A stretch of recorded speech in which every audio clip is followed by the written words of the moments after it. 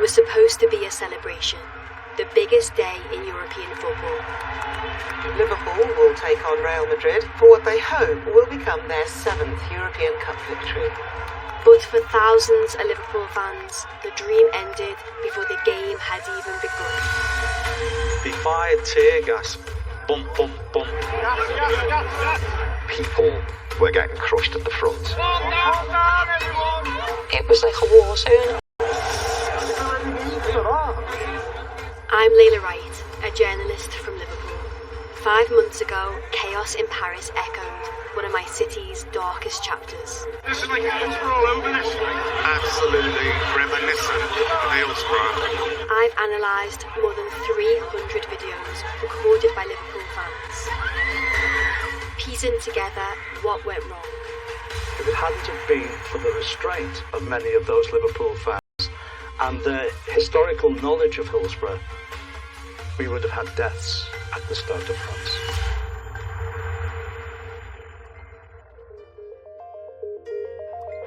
I'm on my way to Paris, retracing the footsteps of more than 40,000 Liverpool fans. Their team was playing Real Madrid in the Champions League final last May. The day started with supporters gathering at the Liverpool fan zone, 8 miles away from the Stade de France. Hello, Scotians! Welcome to Paris! We got there really early and there was lots of Liverpool fans, there was singing, there were songs playing. Everybody clap your hands, please.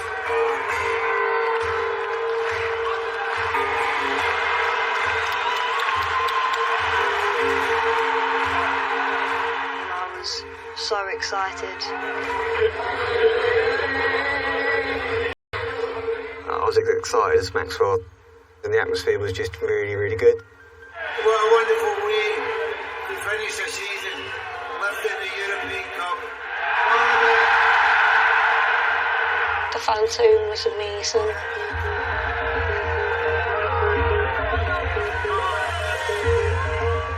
I was 18 at the time and my younger brother was 16, and we're just the absolute biggest Liverpool fans, and this was the final game that we were just so excited for.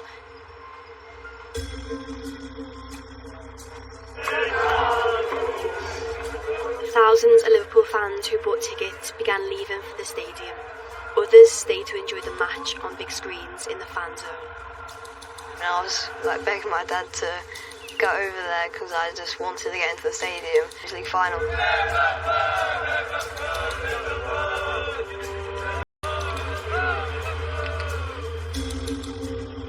I was invited as the mayor of the Liverpool City region, so I wanted to get there in plenty of time, not only to see the build-up to the game, but also to ensure that I could get in easily.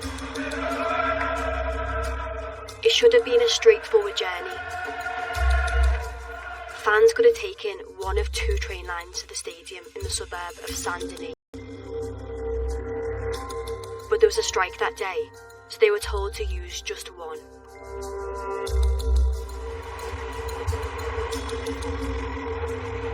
That meant that an awful lot of overcrowded trains arrived around about the same time towards Saint-Denis. By the time we'd got to the metro station and came out, it was already obvious that everybody seemed to have got there really early. From the station, there were 2 walking routes fans could have taken to the stadium, but most were directed down just one. This is where the problems began. Around 20,000 Liverpool fans were funneled into a walkway heading to the stadium. That's almost twice as many than expected for a match like this. It caused immediate overcrowding. As soon as I got to the grounds, I had a really bad feeling. Before fans could get to the stadium, they were stopped at a security checkpoint.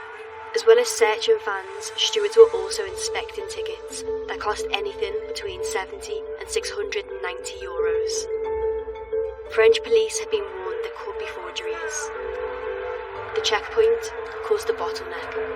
What was supposed to be happening was a pre-filter ticket check where stewards were checking the validity of everyone's tickets. Chemical pens were used in order for a steward to kind of mark a ticket with the pen in a certain area of the ticket. If the pen makes a mark, the ticket is genuine. If not, it's a forgery. But there was a problem. Some valid tickets were showing up as fakes. That meant that hundreds, if not thousands, of people with valid tickets were turned away and told that they were forgeries, even when they'd bought them from Liverpool Football Club directly or from Real Madrid or whoever, and knew full well that they were legitimate. There was mounds of people, like crowds, like I've never saw nothing like it in my life. After over an hour of waiting, you could see that the time to let people through with their valid tickets in searing, like 25 to 26 degree heat, with no access to a toilet, no access to water. I saw genuine fear for people's lives on their faces.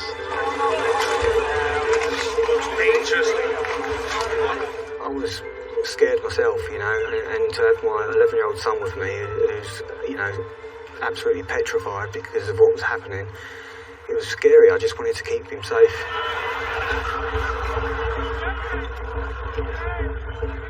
The crush at the ticket checkpoint had become so dangerous, French police ordered it to be abandoned.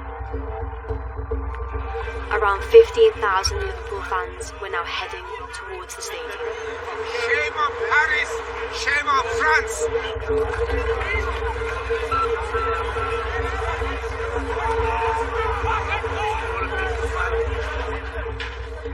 During the chaos, groups of locals had begun trying to break into the stadium.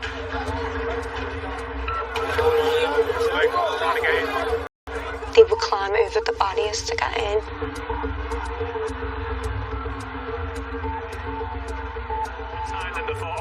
Football pundit and former Liverpool player Jason McAteer was broadcasting nearby. Stewards would try to come to them and stop them, and obviously there was 3 or 4 of them. You know, one would get caught, the other 2 would get away or whatever. Then it got a little bit like there was another one, then there was another 2, then it was 3, and then it was 4, and it was getting a little bit like, oh, this is getting a bit naughty now.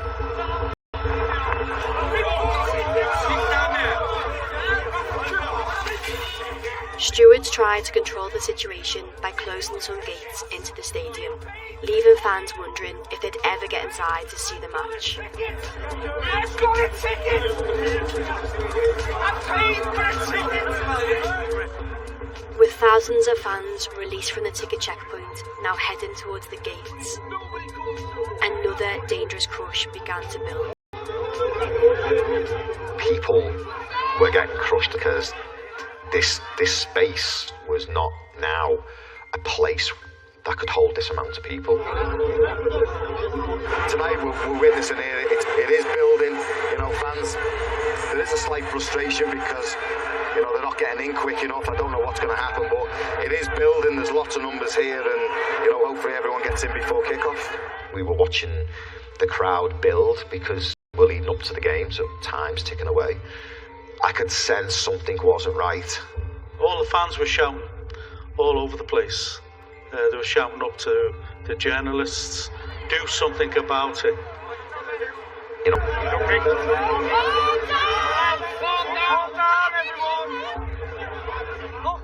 By now, Grace was through the gates, but stuck in a crush developing at the turnstiles. And I couldn't breathe because we were in so much pain.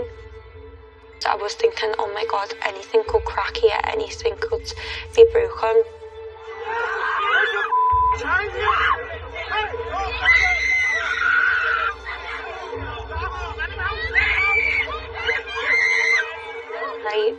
I continuously spoke to the police, and they didn't have a care in the world whatsoever.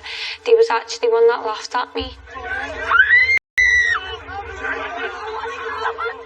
And I turned round at one point and I said to Mark Benstead, the presenter, this is getting a bit like Hillsborough. So yeah, it was hard. It was really hard. Among those who died on soccer's blackest day were many lifelong Liverpool fans. The majority were less than 30 years of age. Barriers had buckled under the weight of thousands of Liverpool supporters. if you're starved of oxygen. You only have 3 to 4 minutes to live.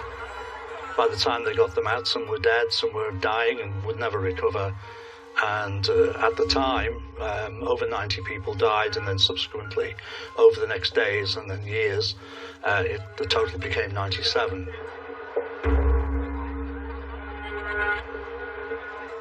My dad was at Hillsborough. He was only 12 years old, and my dad actually got brushed. He was injured like myself. So 30 years apart, we both got injuries. They understand that idea of what can happen, of what can go wrong.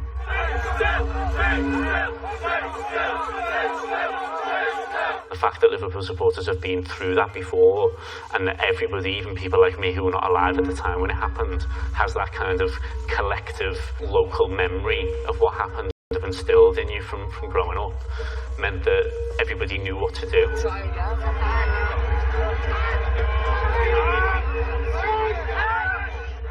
The reason why I get upset is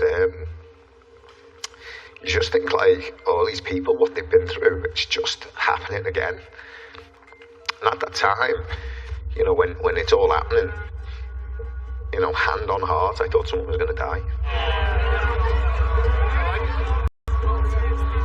I worked on Hillsborough for 30 years, and I never felt that we would be back point. Then things changed. There was police everywhere. They were dressed up like RoboCop. Stewards called riot police on duty inside the stadium for support. And then without warning, the fans are tear-gassed. This clear and distressing mobile phone footage shows people being sprayed at close range several times.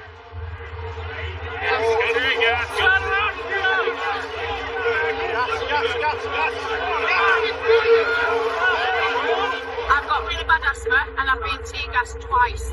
Everyone around me was telling me to get to the floor and to cover my face with my scarf, and I had no idea what was going on. I thought I was dying. It was like a war zone.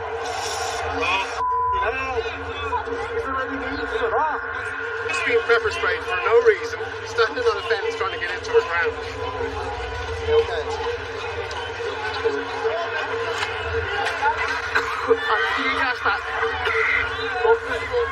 Kids.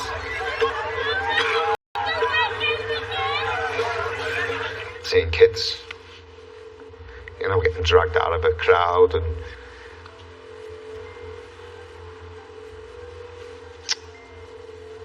yeah, it shouldn't have happened.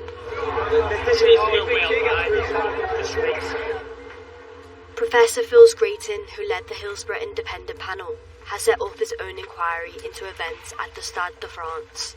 Firing tear gas in any circumstance is a serious issue, but firing it in a confined space where it stays in the atmosphere against people who are trapped, there is no way that is ever excusable. Unreasonable force and the application of unreasonable force is criminal assault. There's no question about it. Paris police didn't respond to any of Panorama's questions, but have said they regret using tear gas against people who were vulnerable or didn't cause any trouble. For big international games, the host country's police force is sent a risk assessment for each set of fans. This is a leaked intelligence report written by Merseyside police ahead of the game. It says, for the past 10 years, Liverpool supporters have been extremely well behaved in Europe. The report goes on to say they don't welcome riot officers policing them in a heavy-handed style. I showed the report to football policing expert Professor Jeff Pearson. Engage with the travelling supporters is by a friendly and firm approach, but if you use large numbers of riot police, then the chances are that you may exacerbate problems that will occur. And are you surprised that they still had such heavy-handed policing? So quite often it doesn't actually matter what these reports say. The French authorities, particularly when English fans are travelling, they will look to police in particular robust way based on larger numbers of riot police, and that will be regardless of the intelligence which is contained in these reports. Liverpool Metro Mayor Steve Rotherham finally made it through the crush. It was horrible being penned in, and the police then called me through, and then they got me into the stadium. He then began looking for help to deal with the chaos outside and found tournament organisers UEFA in the VIP area. I eventually saw the UEFA president, Seferin, so I started to explain the very real concerns that I had for people's safety outside, and he tried to stop me talking and just said, let me just tell you, we've had 3 months in which to organise this, and we've killed ourselves to get this game on. And my immediate reaction was, well, as long as you don't kill the fans outside, that's my concern. And as I said that, he said that I was being disrespectful, and he said, this conversation is over. I was absolutely staggered, flabbergasted by his lack of understanding, really. The UEFA president later wrote to Steve Rotherham, saying he'd walked away so he could deal with the unfolding situation. Professor Phil Scraton's inquiry into the Champions League final accuses UEFA of serious failings. They have an overarching responsibility to care for those people who are putting their hands in their pockets and coming into those matches to enjoy themselves and to enjoy the spectacle. He says 5 key safety guidelines were broken. Let me just briefly read from the UEFA Guide to Quality Stadiums. Their guide, which is only 2 years old, is very clear on these principles. There should be rapid independent circulation of fans, so no one is stuck in any given area at any given time. All turnstiles should always be fully operational.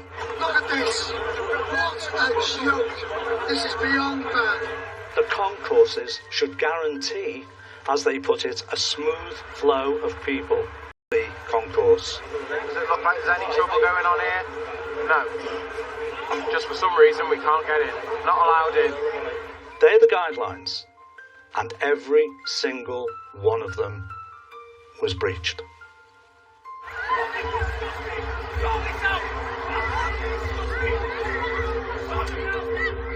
With fans crushed and being tear-gassed outside, a notice appeared on screens inside the stadium and broadcast across the world. It said kick-off was delayed because of fans arriving late. And I knew full well that that was a bare-faced lie, because I'd been there since 6:45, 2 hours and 15 minutes before kick-off. Liverpool fans felt they were being blamed by UEFA. Late arrivals, my ass.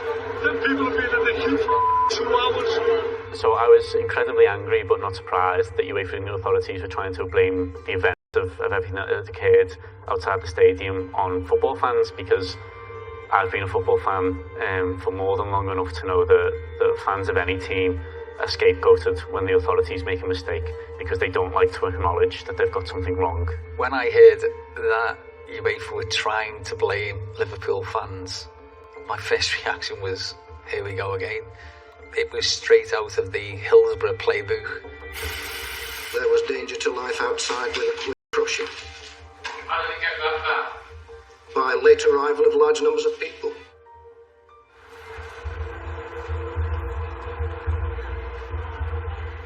2 hours haven't been here, lads. And we still don't know what's going on. We have no idea. Nearly 3,000 Liverpool ticket holders never made it inside the stadium. I was just saying, like, please let's go home, it's ruined it now. Like, even if we did get in, it wouldn't be the same. So that's why we ended up going in the end. For many of those who made it to their seats, the relief of finding safety eclipsed the game itself. I just barely watched certainly the first half of the game of football. I remember none of it. Nobody inside the Stade de France in the Liverpool end cared about the match. Everyone just looked like ghosts. You could see the sort of emotional exhaustion and fear. The final whistle blew. Liverpool lost 1-0. Riot police formed a line in front of Liverpool fans. As they left the stadium, they found themselves in danger yet again.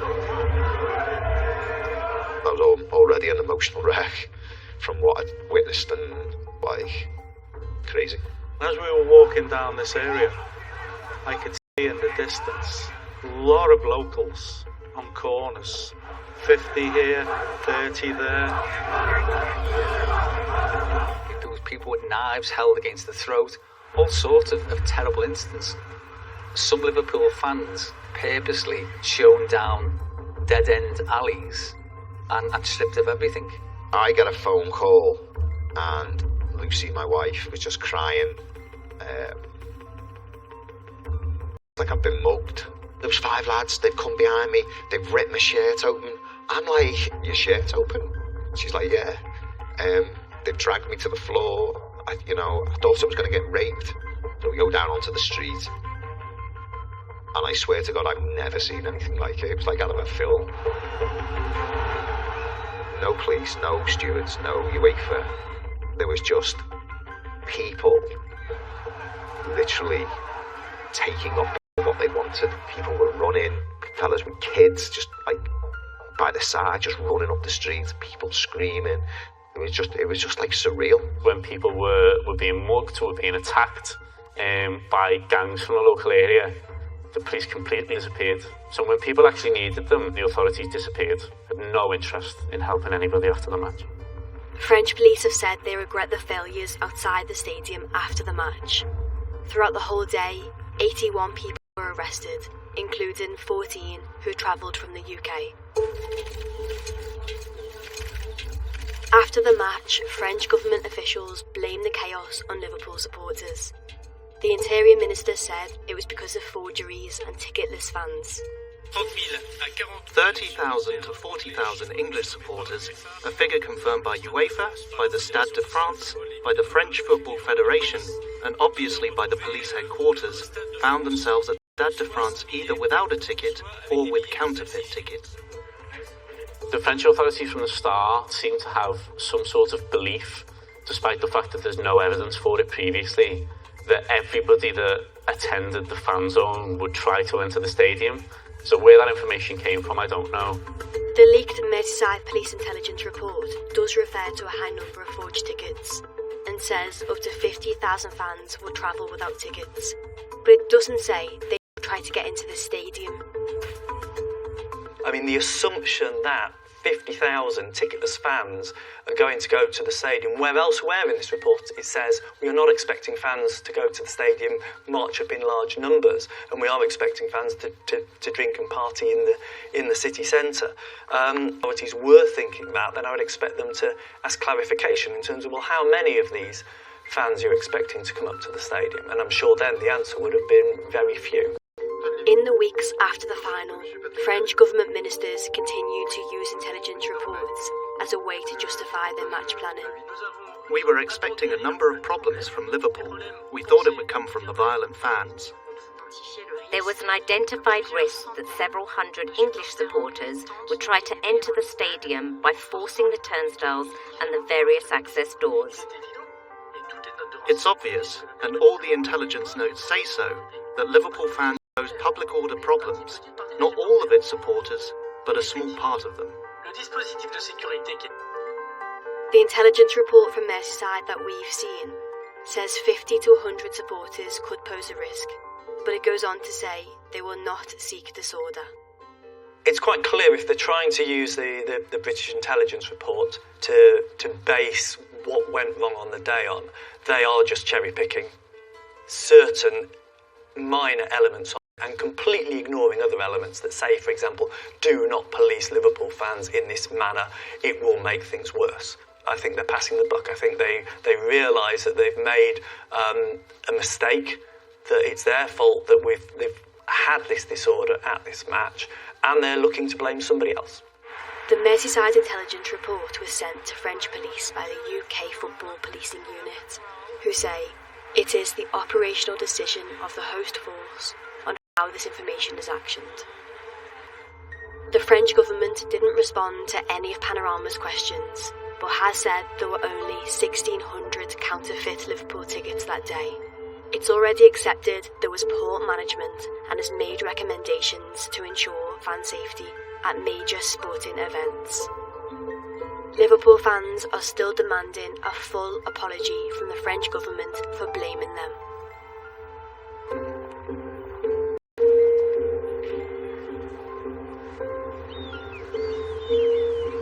So many people have written that they went home, they didn't sleep. For days, weeks, their kids needed counselling.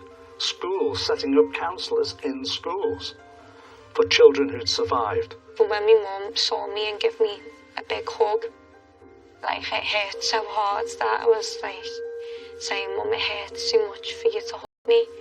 I just feel like going to a European away now." It frightens me, it just scares me to feel like, is there going to be a structure? Is it going to be anything what we experienced in Paris? Well, it's the best game I would ever have seen my whole life. It was supposed to be a trip of a lifetime for us, you know, and just like great memories for like father and son, our bonding trip, and it was just a disaster. You know, it could have been a lot worse. I'm just glad that we got home safely. My doctor said you've had pneumonia, which is being caused by the gas that you've taken in Paris. And I'm lucky, extremely lucky to be here.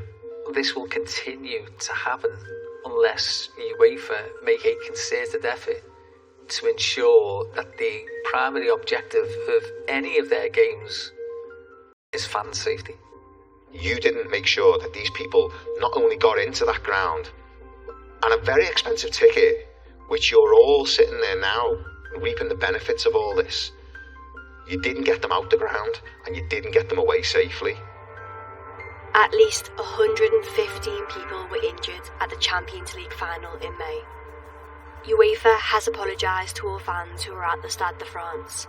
It says it won't respond to Panorama's questions, but is due to publish its own inquiry next month. There is no question, and absolutely without any doubt, that the priority on the day was security rather than crowd safety.